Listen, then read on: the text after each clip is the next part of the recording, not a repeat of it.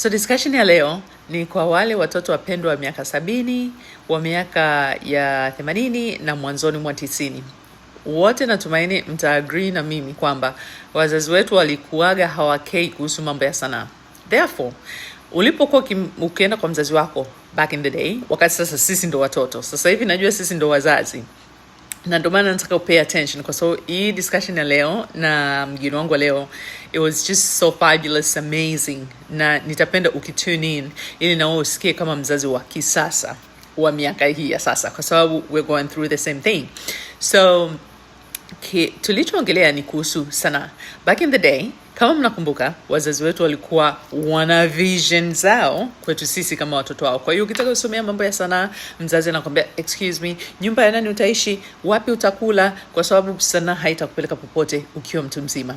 Nenda kasome biashara, kasome science, kasome math, fanya hivyo vitu vingine vyote, lakini usije ukaongelea mambo ya sanaa hapa, kwa sababu hataki mtu anaochora picha, hataki mtu anaofanya carvings, kwa sababu itakufikisha wapi? Hata rent utashindwa kulipa. Utajilisha nini ukiwa mtu mzima? Okay? Lakini wakawa wanasahau kwamba si watoto wetu wote wanaweza kuwa madokta, wote wanaweza kuwa malawyer, wote wanaweza kuwa mabanker. Well, guess what?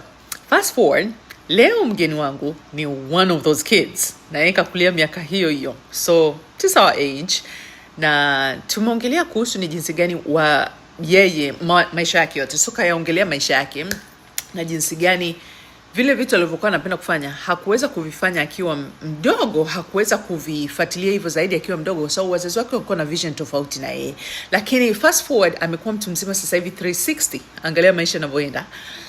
Amerudi kule kule ambapo ndo alikuwa anakupenda sana akiwa mtoto mdogo. Sasa mind you, sisi wote tuko hivyo. Tukio sasa hivi kama watu wazima, hata wewe mwenyewe jiangalie, jievaluate. Kuna vitu ambavyo ungependa kama ungekuwa na nafasi hiyo ukiwa mdogo, ungevishughulikia toka ukiwa mdogo, labda ukakuwa navyo kwa sababu ndio kipaji chako, talent ulitaka ungeweza kukiendeleza, lakini well, wazazi hawakuafikiana na hivyo vitu. So mgeni wangu anatu walk through maisha yake na maisha mazuri tu. She's been successful through her career work, na sasa hivi amerudi kuwa mtu wa mambo ya sanaa, lakini by profession yeye ni lawyer. So mambo ya sanaa ni passion, lakini she's doing super amazing.